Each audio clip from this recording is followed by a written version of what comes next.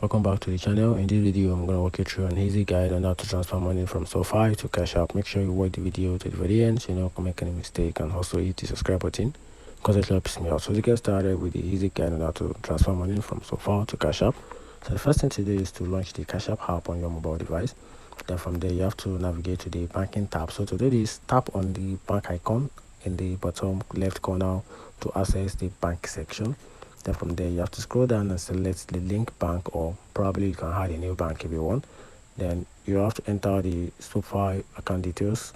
When prompted, enter your bank number and your routine number just to link your Sofi account. Then after that, Cash App may initiate a small amount deposit to your Sofi account. Once you see the deposit in your Sofi account, which may take between 1 to 2 business days, return to Cash App to confirm the amount and verify the link, and that's how also you can send the money.